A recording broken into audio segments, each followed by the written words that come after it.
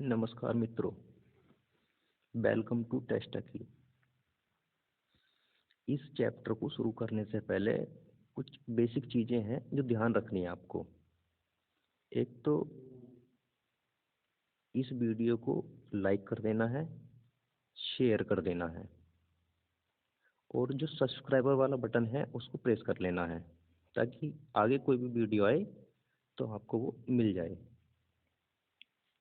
और अगर वीडियो में कुछ मिस्टेक हो जाती है या कुछ पढ़ाते टाइम कोई मिस्टेक हो जाती है तो उसे कमेंट सेक्शन में बता देना नीचे, ठीक है।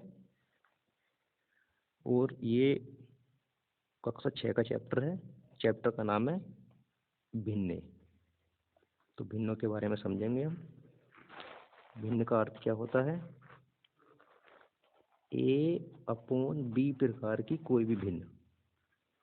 ए अपॉन बी प्रकार की कोई भी भिन्न जहाँ एक ए जो है एक नेचुरल नंबर है, ए एक नेचुरल नंबर है और बी भी एक नेचुरल नंबर है। नेचुरल नंबर का मतलब प्राकृतिक संख्या। यहाँ भी नेचुरल नंबर का मतलब क्या हो जाएगा? प्राकृतिक संख्या। अब प्राकृतिक संख्या स्टार्ट कहाँ से होती हैं, कौन सी होती हैं, कैसी होती हैं, ये भी पता होना चाहिए। तो जो प्राकृतिक संख्या है हमारी, प्राकृतिक संख्या वो एक से स्टार्ट होती है। 1 2 3 4 चलती चली जाएंगे अनंत तक। ये प्राकृतिक संख्या हो जाएंगी आपकी, ठीक है। तो हमने बताया भिन्न क्या होती है। भिन्न का मतलब ए अपॉन बी प्रकार की फॉर्म होनी चाहिए। ए अपॉन बी प्रकार की फॉर्म याद रखना। ए जो है प्राकृतिक संख्या है, बी भी प्राकृतिक संख्या है। इसका एग्जाम्पल कैसे हो सकता है? एग्जाम्पल 1/2। ऊपर एक प्राकृतिक संख्या है, एक जो है प्राकृतिक संख्या है और 2 जो है वो भी प्राकृतिक संख्या है। तो ये जो बना आपका 1/2, ये एक भिन्न हो गई आपकी, ठीक है। ऐसे ही 2/3, 2/3 ये भी एक प्राकृतिक संख्या है, ये भी एक प्राकृतिक संख्या है। और पूरी फॉर्म को कहेंगे हम भिन्न। इसे भी पूरी फॉर्म को कहेंगे हम भिन्न, ठीक है। और 2 एग्जाम्पल ले रहे हैं, 3/5, 5/9, ये भी भिन्न ही है। एक चीज और ध्यान रखनी है इस भिन्न के अंदर कि ऊपर की जो वैल्यू होती है हमारी उसे हम अंश बोलते हैं। अंश, ऊपर की वैल्यू को अंश और नीचे की वैल्यू को बोलते हैं हम हर, ठीक है। ऊपर की वैल्यू अंश, नीचे की वैल्यू हर। ध्यान रखना इस चीज का। आगे, किसी समूह का भिन्नात्मक भाग क्या हो सकता है? भिन्नात्मक भाग मतलब समूह तो एक ही रहेगा, उसके भिन्नात्मक वैल्यू क्या क्या हो सकती है वो देखना हमें। अब जैसे एक डायग्राम दिया हुआ है ये वाला, इसमें कितने भाग हैं टोटल? टोटल भाग हैं इसके अंदर 8। 1 2 3 4 5 6 7 8, 8 टोटल भाग हैं। टोटल जो आएगा वो नीचे आएगा। अब इसमें से जो हमारे कलर हैं, छायांकित कलर वाले भाग, वो कितने हैं? 2, ठीक है। एक भिन्न तो ये हो गई, क्योंकि ए अपॉन बी वाई की फॉर्म जो होती है उसी को भिन्न कहते हैं। देखो ए अपॉन बी वाई की फॉर्म बन गई, भिन्न हो गई है। फिर कह रहा है भिन्नात्मक भाग क्या हो सकता है इसका? भिन्नात्मक भाग यानी कि वैल्यू ही एक प्रकार से। तो हम इसे सॉर्ट आउट कर लेंगे। 2 ही करना, 2 और 2 चौक 8, 1/4। इसका भिन्नात्मक भाग ये हो सकता है एक और, ठीक है। इससे आगे देखते हैं। भिन्नों का संख्या रेखा पर निरूपण बहुत आसान है। जैसे आपकी बुक में दिया हुआ है एग्जाम्पल के तौर पे 2/9। तो मैंने बताया अभी आपको जस्ट कुछ सेकंड पहले कि नीचे जो होती है वो टोटल वैल्यू होती है। टोटल की बात करेंगे नीचे से हम, ठीक है। अब एक हमने नंबर लाइन खींच ली है और इसमें किसी भी लंबाई का जो आपकी इच्छा करें एक रेखाखंड खींच लीजिए। एक रेखाखंड मैंने ये निकाल लिया, इसका नाम रख दिया मैंने ओ ए। और टोटल कितने हैं नीचे? 9। तो इस रेखाखंड के 9 भाग कर लीजिए आप टोटल, बराबर बराबर 9, तो 9 कर लेते हैं। 1 2 3 4 5 6 7 8 9, मान लीजिए बराबर बराबर भाग हैं ये 9। और इन 9 में से हमें बताना कितना है, केवल 2 को, 2 के बारे में बात करी गई होगी, 2 छायांकित हैं या भरे हुए हैं या किसी और तरीके से हैं। तो टोटल तो हमारे 9 हो गए, और टोटल में से 2 कहाँ पर आएंगे, ये 0 1 2, बस यही वाली वैल्यू है आपकी 2/9, 2/9। बस यही भिन्नों का जो है संख्या रेखा पर निरूपण हो जाएगा। कोई भी सवाल आप इसी तरह से कर सकते हैं।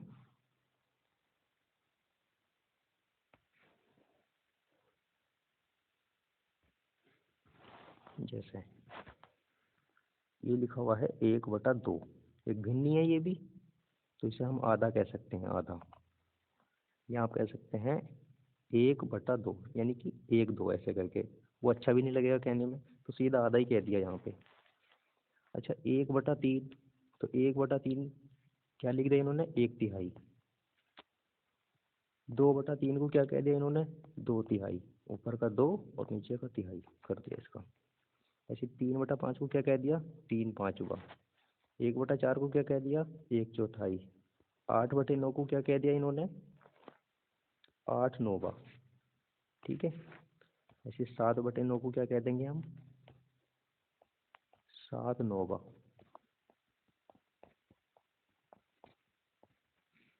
ठीक है, तो ये तो आसानी है, ये तो आप निकाल ही लेंगे, इसमें तो कोई दिक्कत ही नहीं है। किसी वैल्यू को बताना है, जैसे 4/5 को बताना हो तो क्या लिखेंगे, 4/5।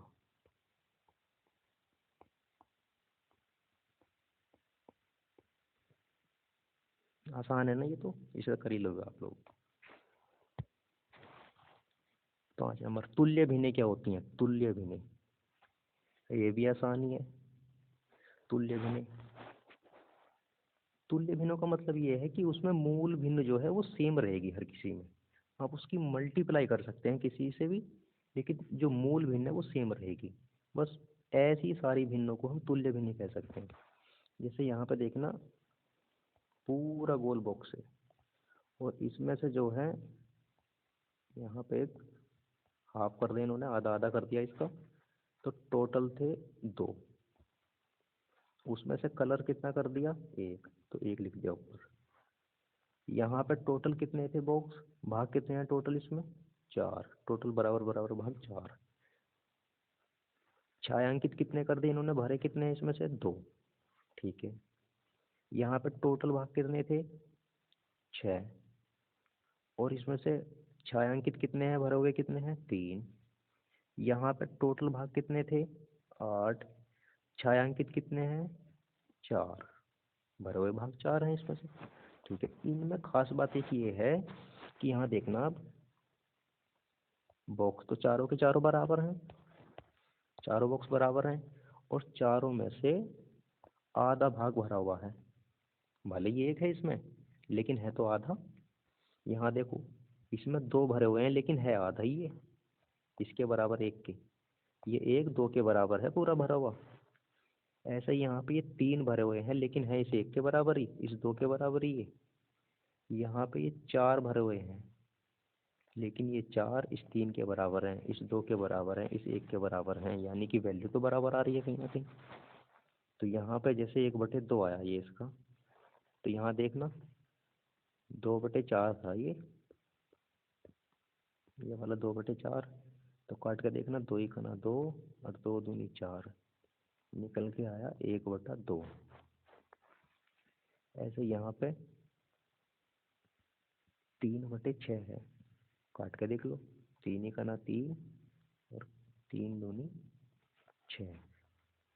यहाँ 4/8 था, इसे काट के देख लो, 4 ही खाना 4, 4 दूनी 8, यानी कि मूल वैल्यू 1/2 ही निकल के आ रही है हर किसी की, 1/2, 1/2, 1/2।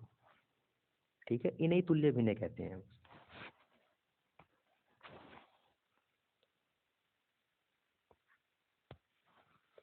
कह रहा है सिद्ध कीजिए कि 8/15 तथा 40/75 तुल्य भिन्न हैं। सिद्ध करना है, सिंपल सी बात है, ठीक है कर देंगे। यहाँ लिखा हुआ है 8/15 और इधर लिखा हुआ है 40/75।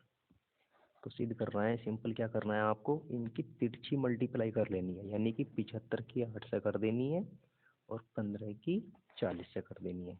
75 की 8 से करेंगे कितना हो जाएगा, 8 गुणा 75 बराबर, और 15 की 40 से करेंगे तो हो जाएगा 15 गुणा 40। कितना निकल के आ जाएगा ये, 8 गुणा 75, देखो 8 पंजे 40 का 0 हासिल 4, 8 सत्ते 56 और 4 60, यानी कि 600 बराबर। यहाँ से देख लो 0 ऐसे आ जाएगा, 15 चौका 60, तो 600 बराबर 600 तुल्य भिन्न है आराम से। और ऐसे भी कह सकते हैं हम इसे, देख लो ये 8/15 है ये वाला, ये इससे ज़्यादा शॉर्ट तो होगा ही नहीं इसका। अब 40/75 जो है आप इसे शॉर्ट कर सकते हैं। 40/75 को देखो कैसे, 40/75 काट लो, कैसे कट जाएगा, 5 अट्ठे 40 और 5 से 5 ही करना 5 और 5 पंजे 25, 8/5 ही आएगा। और तुल्य भी नहीं, यही बताई थी अभी मैंने पीछे, ठीक है।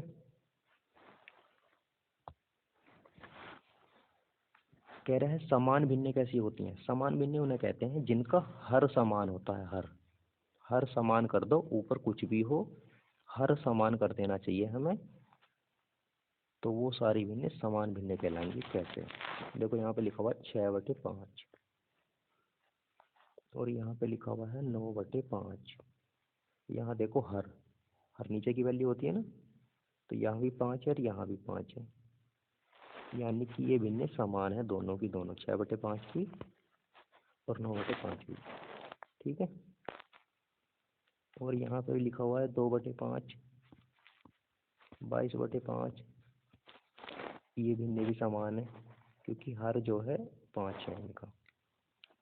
ऊपर वैल्यू कुछ भी उससे मतलब नहीं, नीचे का देख लेते हैं, हर समान होना चाहिए।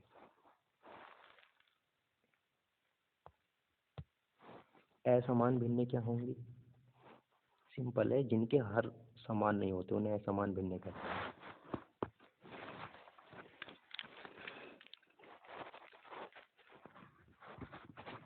ठीक है, जिनके हर समान नहीं होते उन्हें असमान भिन्नें कहते हैं। एग्जाम्पल के तौर पे आप देखो, यहाँ लिखा हुआ है 3/11, फिर लिखा हुआ है 6/7, फिर लिखा हुआ है 5/8, फिर लिखा हुआ है 3/9। देखो इसका हर 11 आया, इसका हर 7 आया, इसका हर 8 आया, इसका हर 9 आया। ऐसा मान है ना, सिंपल, अलग अलग है तो ऐसा मान भिन्न हो गई है। ऊपर कुछ भी उसे नहीं देखना हमें, देख लेना हर जो है अलग अलग होने चाहिए तो ऐसा मान भिन्न होंगी, सेम है तो समान भिन्न होंगी। एग्जाम्पल देख लीजिए, एक उदाहरण, 2/5 कोमा 3/7 कोमा 4/35 को समान भिन्नों में परिवर्तित कीजिए। समान भिन्नों में कर देंगे, कोई दिक्कत नहीं है। देखो यहाँ लिखा हुआ है 2/5, यहाँ लिखा हुआ है 3/7, यहाँ लिखा हुआ है 4/35। यहाँ देखो 35 है, क्या कर सकते हैं इसमें, 7 का 35 बन सकता है। 7 का तो आप कहेंगे इसकी 5 से मल्टीप्लाई कर दो, अगर 5 से नीचे कर रहे हो तो ऊपर भी 5 से हो जाएगी। यहाँ 35 है, ये भी 35 बन गया। इसका 35 कैसे बन सकता है 5 का, तो यहाँ 7 से मल्टीप्लाई कर दो तो ऊपर भी 7 से मल्टीप्लाई करनी होगी। ये हो जाएगा 7 दूनी 14/35, ये हो जाएगा 5 या 15/35, ये हो जाएगा 4/35। ये तो जैसा है वैसे ही रहेगा। ये देखो हर समान हो गए, हर समान हो गए, और जैसे ही हर समान हो गए ये तीनों की तीनों भिन्नें जो हैं समान भिन्न हो गई हैं। ठीक है, अभी पीछे बताया भी यही था मैंने। किसी भिन्न को उसके निम्नतम रूप में लिखना या निम्नतम रूप में बदलना। सिंपल कह सकते हैं कि कोई भी भिन्न ऐसी होनी चाहिए जिसमें अंश और हर में एक के अतिरिक्त कोई भी उभयनिष्ठ गुणनखंड नहीं होता, ये न हो, वह भिन्न निम्नतम पदों में कहलाती है। ठीक है, बात समझ में नहीं आई होगी, समझ लेते हैं। जैसे लिखा मैंने 2/4, इसे सॉर्ट आउट करके लिख सकते हो। छोटे से छोटा कैसे लिख सकते हैं हम? छोटे से छोटा, तो इसका तरीका ये हो जाएगा कि कोई एक पहाड़ा देख लेंगे जिससे 2 भी कट रहा हो 4 भी कट रहा हो, तो 2 का ही है। 2 ही का ना 2 और 2 दूनी 4, आंसर निकल के आया 1/2। इससे छोटा और नहीं हो सकता इसका, इसे ही निम्नतम रूप बोलेंगे इसका। 2/4 को हमने निम्नतम रूप में बदल दिया और आंसर क्या आया 1/2। इससे छोटा हो ही नहीं सकता इसका। एक के अलावा देखेंगे कोई ऐसा पहाड़ा एक के अलावा है जो एक को भी काट दे 2 को भी काट दे? कोई नहीं ऐसा पहाड़ा तो। और देखो इसमें लिखा हुआ है क्या, एक के अतिरिक्त कोई भी उभयनिष्ठ गुणनखंड नहीं होता। एक के अतिरिक्त कोई भी नहीं है इसमें अब उभयनिष्ठ गुणनखंड।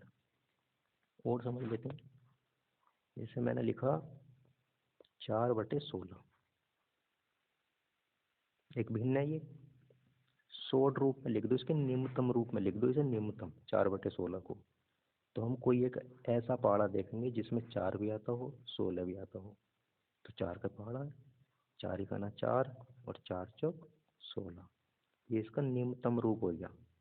4/16 का निम्नतम रूप क्या हो गया 1/4। इससे ज़्यादा छोटा हो नहीं सकता भी। ठीक है। जैसे 48/60 को निम्नतम पदों में व्यक्त कीजिए। 48/60 को, ठीक है, 48/60 निम्नतम वही छोटा रूप जो अभी करा था हमने। तो काट सकते हैं इसे, देखो कैसे कट सकता है ये। 12 चौक 48 और 12 पंजे 60, यानी कि 4/5। इससे छोटा नहीं हो सकता, यही इसका निम्नतम रूप है आंसर।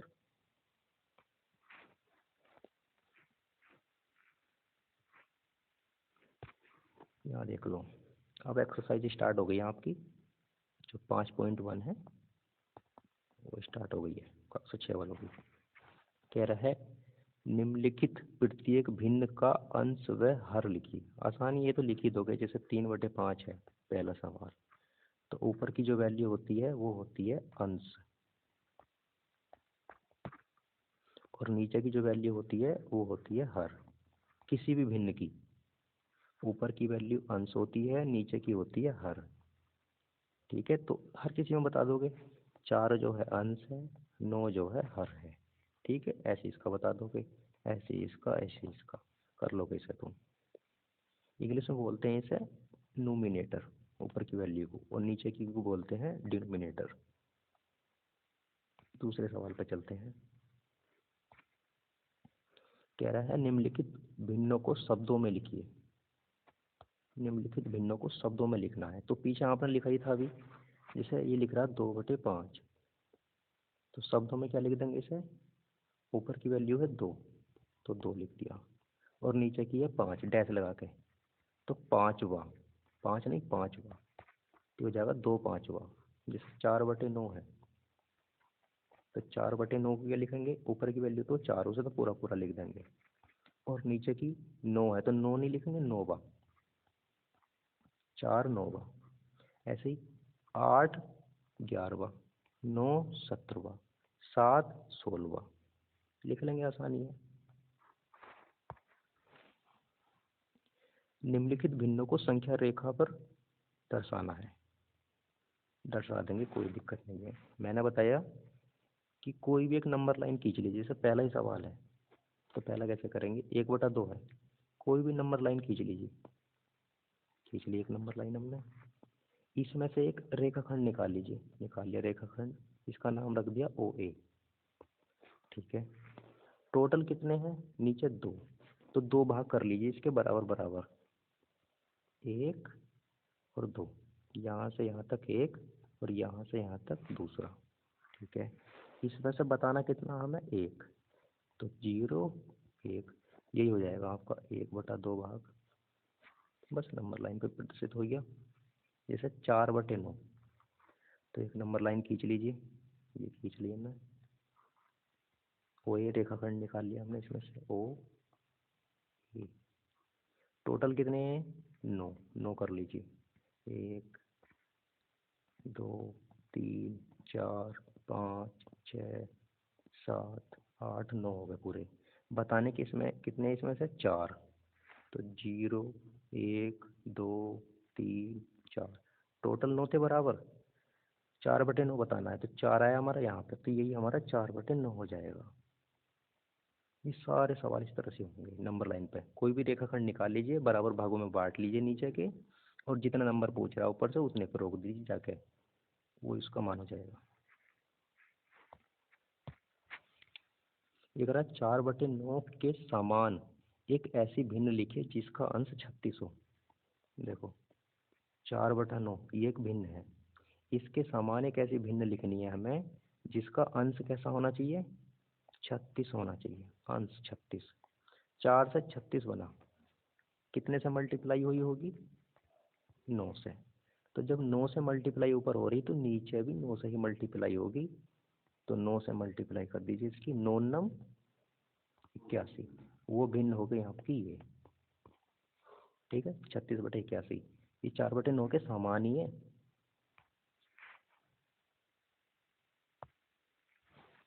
4/7 के समान एक ऐसी भिन्न लिखिए जिसका हर 28 हो।